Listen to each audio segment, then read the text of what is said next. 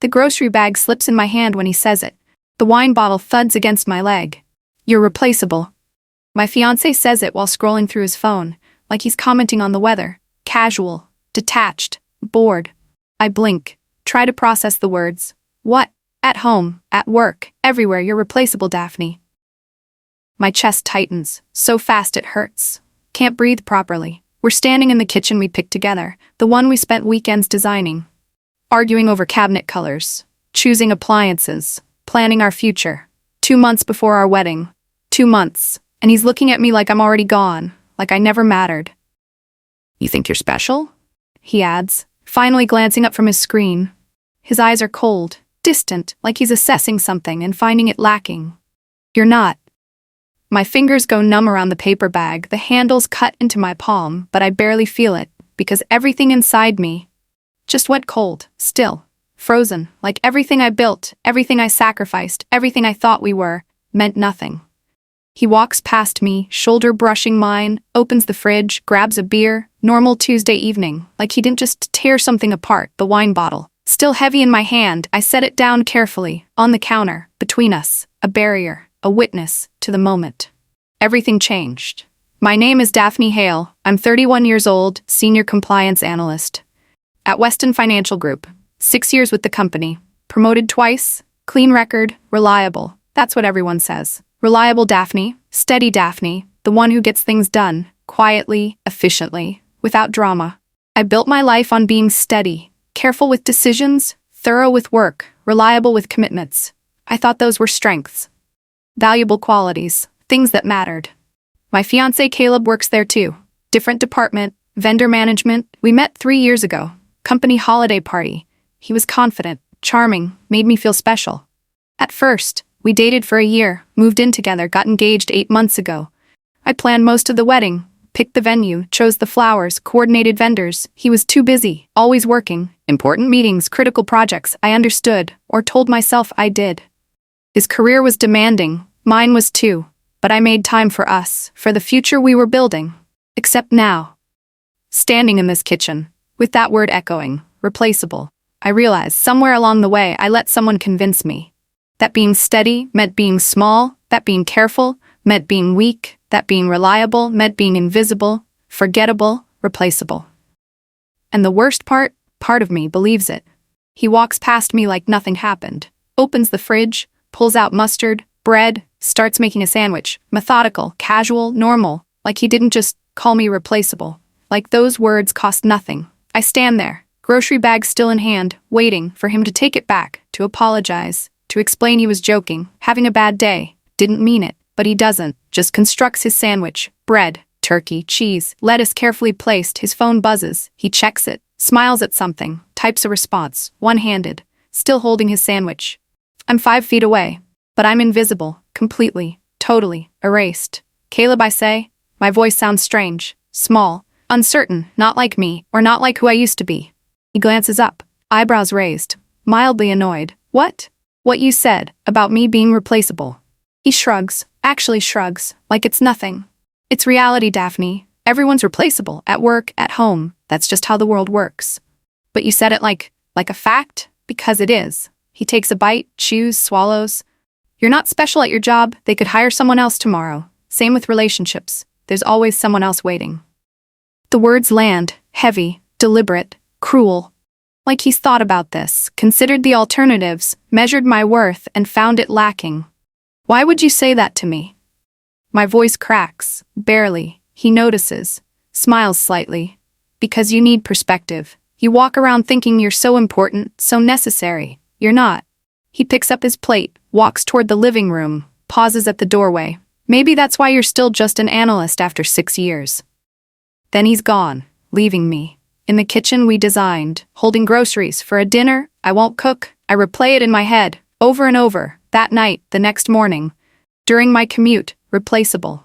The word sits heavy in my chest, my throat, my thoughts. I want to be angry, want to rage, pack my things, leave. Tell him he's wrong, but part of me, the quiet part, the part he's been whispering to for months, believes it because it's not the first time, just the most direct, the most cruel, the most clear. I think back to other comments, small cuts, tiny erosions. You're overthinking again. Don't be so sensitive. That's not how things work in the real world. Let me handle this. You wouldn't understand. Each one seemed harmless, alone, even helpful. Guidance from someone, more experienced, more confident, more certain. But together, they built something. A foundation of doubt.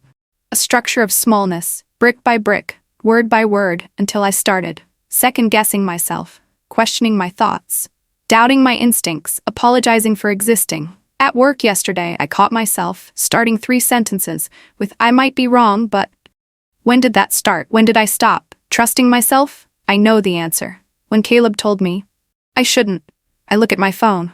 Consider calling someone. My friend Hannah, she's never liked him, says he's controlling, dismissive, mean. I defended him, explained he's just direct, just honest, just confident. Now I wonder if she saw what I refused to. I start noticing patterns, things I ignored before. Every joke at my expense. Daphne's so detail-oriented she alphabetizes her spices. Everyone laughs, including me, even though it stings. Every time he corrects me. In public. Actually, what Daphne means is taking over my sentences, my thoughts, my voice. Every decision made without asking. I booked the honeymoon. I chose the caterer. I already told them we'd go. Never asking, just deciding, erasing my input. Before I can give it, I scroll through old texts, messages I sent, asking his opinion, seeking his approval, apologizing for things that weren't my fault. Sorry, I'm being difficult. You're right, I was overthinking. I should have asked you first. When did I become this person? This apologetic, this uncertain, this small. I look at our engagement photo. On my desk, we're smiling, but I'm standing, slightly behind him. Hand on his shoulder, supporting, deferring, fading. Even in pictures, I'm disappearing. It wasn't random, these patterns, this erosion, this systematic diminishment. It was intentional, designed to make me smaller, so he could be bigger, and I let it happen, participated in it, believed in it, until I forgot who I was before him. At work, everything feels different. I notice it immediately. Walking to my desk, I hesitate, check my calendar, even though I know my schedule, double-check my emails, even though I read them. My colleague Omar stops by. Morning, Daphne, ready for the vendor review? I think so. Maybe. Let me just verify. I pull up my files, scan them again, 4th time this morning. You already sent the report. It was thorough as always. Still, better safe than sorry. He frowned slightly. You've been doing this a lot lately, second-guessing yourself. Have I? Just being careful. You're always careful. That's your strength. But lately you seem uncertain. He's right. I am uncertain. About everything. In the afternoon meeting, I have data to share. Analysis I completed. Discrepancies I found. I raise my hand, wait to be called on. Like I'm in school, not a senior analyst with 6 years experience. I might be wrong, but I noticed some pricing irregularities. My manager Simone stops me. Daphne, you don't need to qualify everything. What did you find? Some vendors are billing above contracted rates, consistently. Which vendors? I hesitate. Because Caleb manages those accounts. Because pointing it out might cause problems, might make him angry. Might prove I'm difficult. Like he says, I'll send you the list. Good, this needs investigation. After the meeting, I sit at my desk, hands shaking slightly, because I know when Caleb sees this, he won't be happy, won't thank me, won't acknowledge. I might be right. He'll say I'm overthinking, making problems, being replaceable, and part of me will believe him. Caleb comes home late, loud, confident, good mood. Talking about his day, some deal he closed, some client he impressed, some compliment he received. I listen, make appropriate sounds, nod when expected. The VP called me essential. Essential. That's the exact word. He pours scotch. Doesn't offer me any. Never does. Some people are irreplaceable, you know? You just have to prove your value. The implication hangs. Heavy. Clear. I'm replaceable. He's essential. That's great, I say quietly. You know what the difference is? I don't answer. He'll tell me anyway. Confidence. I don't second-guess myself. I make decisions, I act, I lead. He looks at me. Direct, pointed, cruel. Maybe you should try it. I want to mention my analysis, the pricing issues I found. Simone calling it important, but I don't. Because he'll minimize it, turn it small, make it nothing. Prove his point that I'm not valuable, not essential, not worth acknowledging.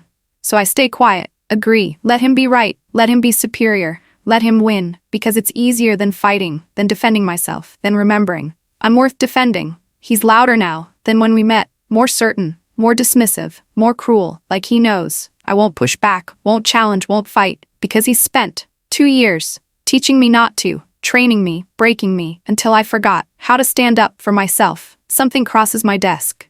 Tuesday afternoon, routine vendor invoice for one of Caleb's accounts. I almost approve it. Standard process, regular payment, but something catches my eye.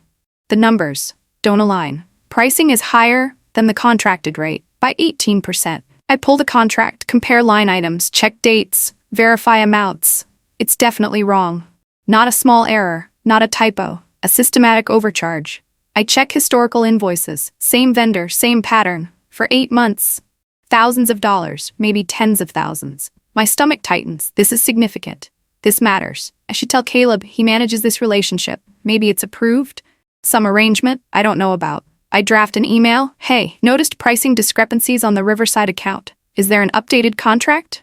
Professional, non-threatening. Giving him an out? He responds immediately. Don't overthink it. Pricing fluctuates. It's handled. But it's not handled. Contracts specify rates. Changes require amendments. This isn't fluctuation. This is wrong. Possibly fraud. I sit with it all afternoon, debating. Old Daphne, the one before Caleb, would flag this, would investigate, would trust her instincts. New Daphne, the diminished one, wants to drop it, trust him, not make problems, not be difficult, not prove. She's replaceable. I close my laptop, go home, try to forget. But I can't, because something doesn't sit right. And deep down, beneath the doubt, beneath the fear, beneath the smallness, I still know when something's wrong. I almost drop it, almost let it go, almost trust Caleb over my own analysis. But Saturday morning, while he's at the gym, I open my laptop, pull the files, go deeper. Historical data, payment records, contract amendments, approval chains, and I find something. The pricing increase started 9 months ago, right after a contract renewal that Caleb processed. The approval signatures look strange, inconsistent. Some digital, some scanned. The authorization chain is incomplete, missing standard oversight. I check other vendors, ones Caleb manages, same pattern. Price increases, incomplete approvals, missing documentation. My heart pounds. This isn't accidental, this isn't oversight, this is systematic, intentional. Wrong, I should report it, flag it formally. But to who? His manager. Who golfs with him? HR. Who might tell him? My hands shake. If I raise this, everything changes, our relationship, our engagement, our future. Caleb will say I'm paranoid, jealous, trying to sabotage him, and maybe he's right. Maybe I'm seeing patterns that aren't there, making problems, being difficult, being replaceable. I close the files, put my laptop away. When he comes home, I say nothing, act normal, pretend I didn't see what I saw. But that night, I lie awake, staring at the ceiling, knowing something is very wrong, and I'm the only one who sees it. The email arrives, Monday morning, 8:47 a.m. Subject: internal transfer notice. My heart stops. I stare at it, read the subject line 3 times, then open it slowly. Dear Miss Hale, effective immediately, you are being transferred to the Corporate Oversight Division. Report to Building C, Floor 12, Monday, 8 a.m. Details will be provided upon arrival. This transfer is mandatory and confidential. Do not discuss with current colleagues or department members. Regards. Executive Human Resources. I read it twice. Then again, Corporate Oversight. I've heard rumors, whispers, internal investigations, compliance audits, fraud detection. They don't transfer people there. Randomly, casually, unless something serious is happening. I check the sender, verified email, executive level legitimate, this is real. My phone buzzes. Text from Simone. Saw the transfer notice. Can't discuss details, but you earned this. Trust yourself. Trust yourself. The words hit hard after months of being told not to. Another email. Access codes attached. Review preliminary materials before Monday. Confidentiality agreement required. There are files. Encrypted. Password protected. I download them. Wait until lunch. Lock my office door. Open them and freeze. Vendor files. The same accounts I'd flagged. The same discrepancies I'd found. But more. Much more. Payment records, approval chains, authorization bypasses, all documented, all flagged, all connected. To one person, someone else saw it too, someone with authority, and they chose me for a reason. The files are detailed, thorough, professional, vendor relationships, managed by specific people. Pricing irregularities spanning 3 years, missing documentation, altered records, payment authorizations, that bypass controls. I read through the weekend, quietly, carefully. While Caleb watches TV while he sleeps, while he's out. The patterns are clear. Systematic overcharging, fake approvals, diverted payments, kickback arrangements, amounts that add up to hundreds of thousands, possibly millions. And the accounts, the vendors, the approvals, all connected to Caleb's department, his responsibilities, his authority. My hands shake, reading the evidence. This isn't speculation. This is documented. This is provable. This is fraud. Sunday evening, Caleb asks about my week. Same as always, I lie. Not mentioning the transfer, the confidentiality agreement, was explicit. You've been quiet, just tired. Maybe you need a vacation. You're not built for stress. The insult, casual, automatic. I'm weak, I'm fragile, I'm replaceable. I nod, agree, play the role, while knowing in 12 hours, everything changes, and for the first time in months, I don't feel small, just alert, aware, awake. Monday morning.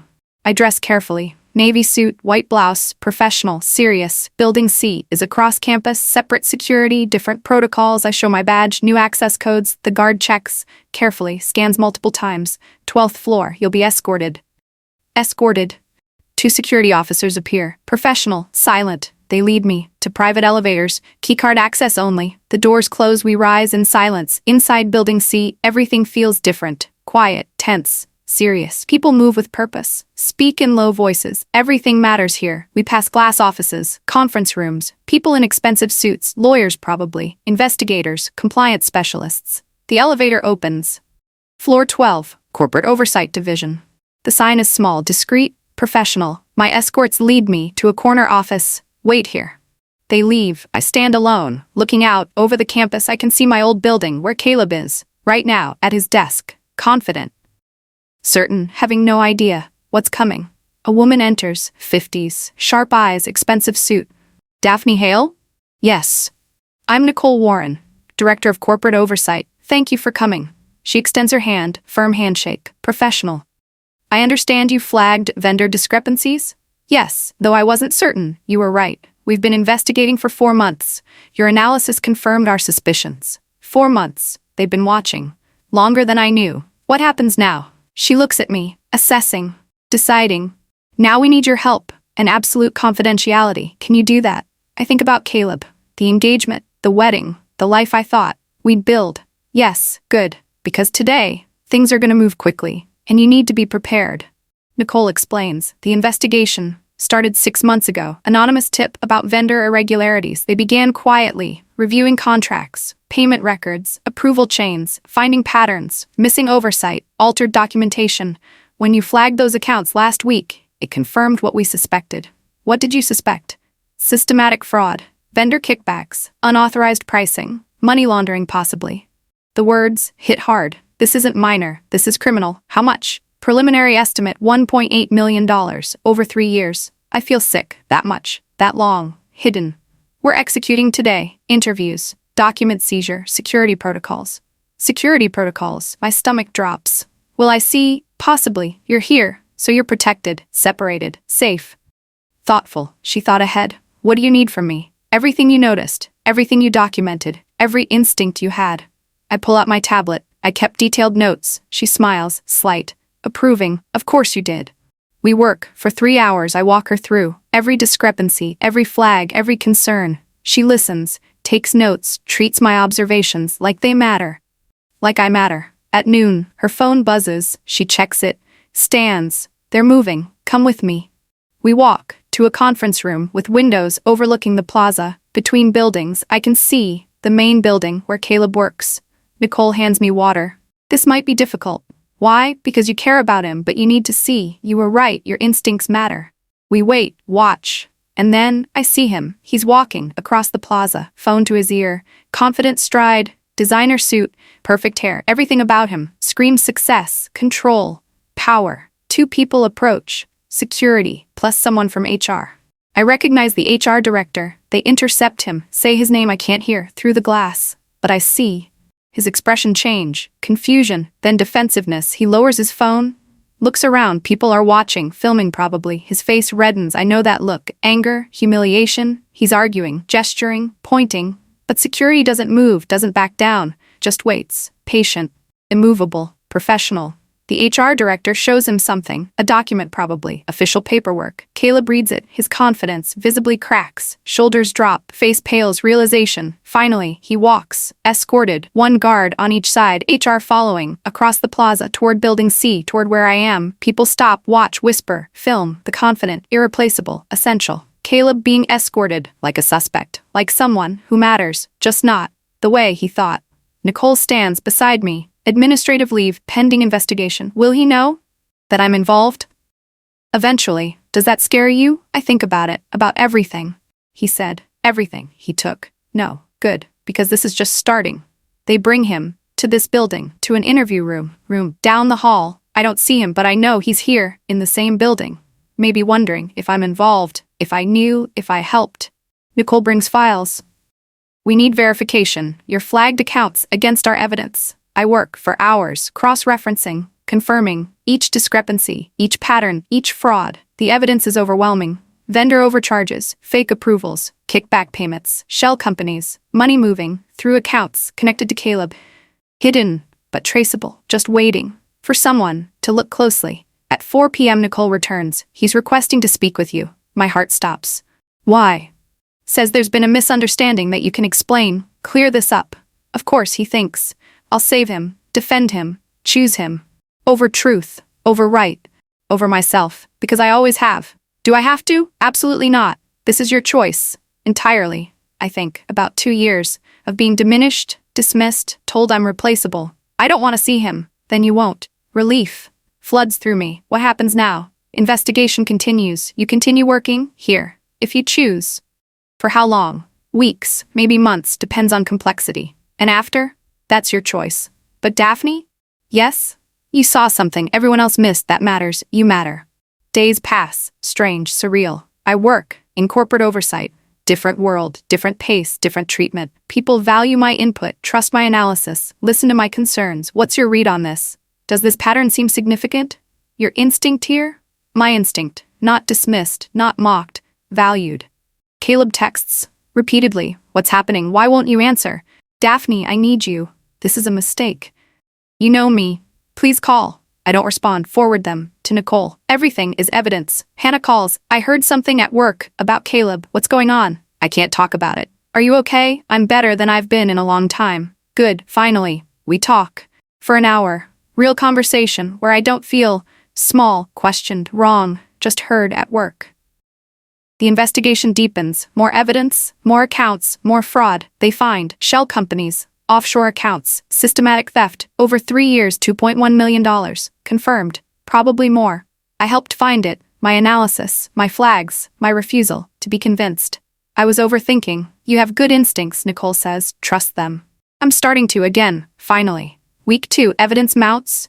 Emails recovered, deleted files restored, everything preserved, everything documented. Communication chains, with vendors, discussing arrangements, payment structures, profit sharing, kickbacks, all illegal, all documented, all his.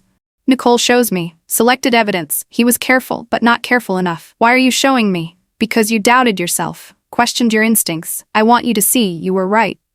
The evidence is clear. Vendor contacts, discussing overcharges, payment schemes, account numbers, shell companies, everything, hidden in plain sight.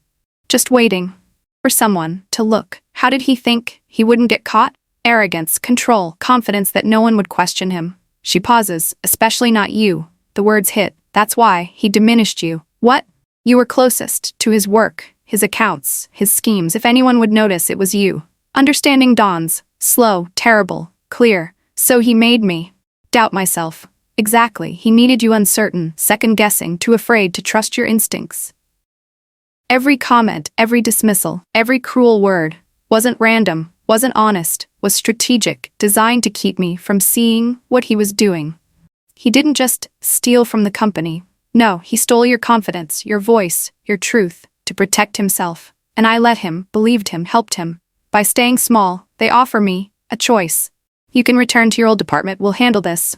Or you can stay, join corporate oversight, permanently. I don't hesitate. I want to stay. Why? Because I'm good at this. Seeing patterns, finding truth. I want to use it for something important. Nicole nods. You'll need to testify eventually against him. Against Caleb, my fiancé. The man I almost married. I can do that. It won't be easy. He'll try to discredit you, make you the villain. Let him try. Because I'm done caring what he thinks, what he says, how he sees me. I'm done shrinking to fit his narrative. That evening, I go home, our apartment, his things, still there. Clothes, toiletries, presents, but he's not.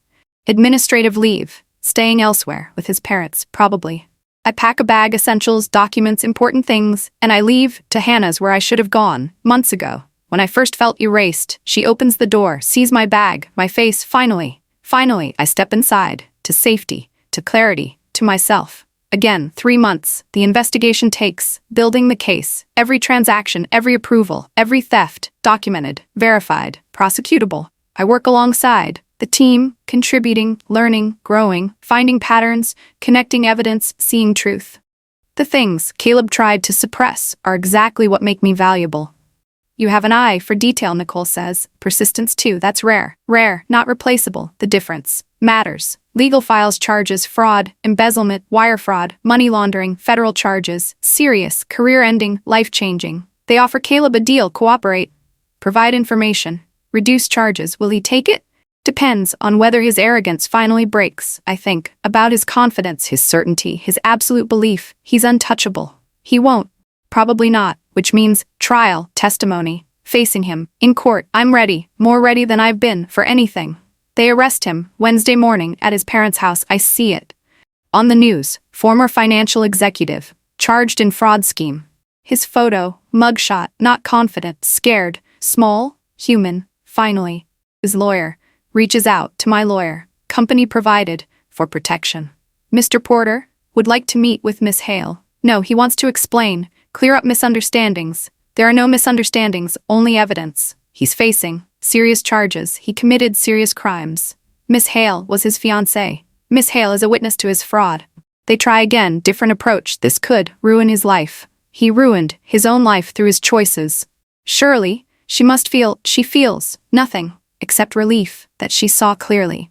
They stop calling, finally realizing, I won't help, won't save, won't sacrifice truth. For his comfort, the trial date is set, 6 months out, federal court, high stakes. I'm key witness, the one who noticed, who flagged, who trusted her instinct over his dismissal. Preparation begins, meeting prosecutors, reviewing evidence, preparing testimony. He'll attack your credibility, call you vindictive. Let him. He'll say you misunderstood, weren't sophisticated enough. The irony, I'm the one who found it. I have documentation of everything. Good, we'll use it all. They prepare me for cross-examination, for attacks, for seeing him sitting there, watching. Remember, he's on trial, not you. Just tell truth. Truth. The thing he tried to make me doubt will be what convicts him. But before trial, his lawyers negotiate. One final time, plea deal. He'll plead guilty to reduce charges in exchange for cooperation. What cooperation? Names of others potentially involved. Are there others? We suspect. Can't prove. I consider it, letting him reduce his sentence by providing information. Is it our decision?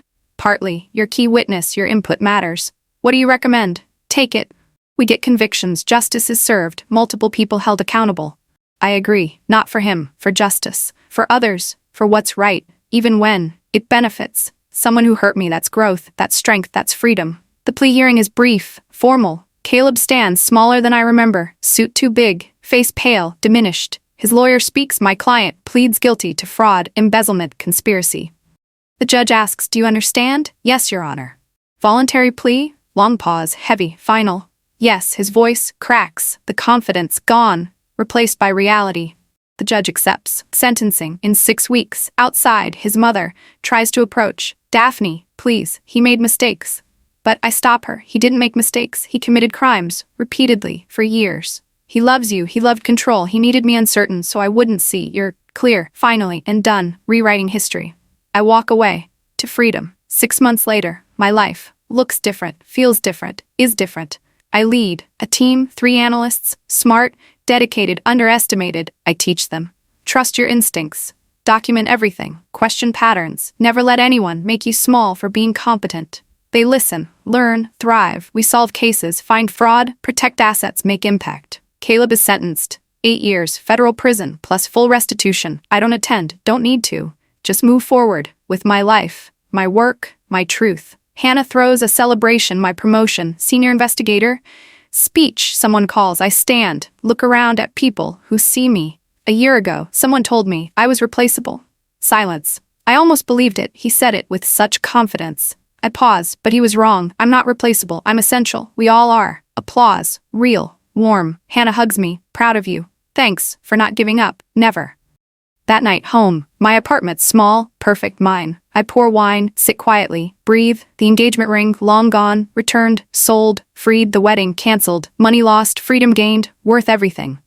The investigation concludes completely, final reports filed, sealed, justice served. Caleb's confidence, that certainty, that arrogance, collapsed. Not because I fought him, because I stopped doubting myself. I trusted what I saw, what I knew, what I felt, and that was enough to expose everything. The company makes changes, new oversight, better controls, stronger processes. My recommendations, implemented.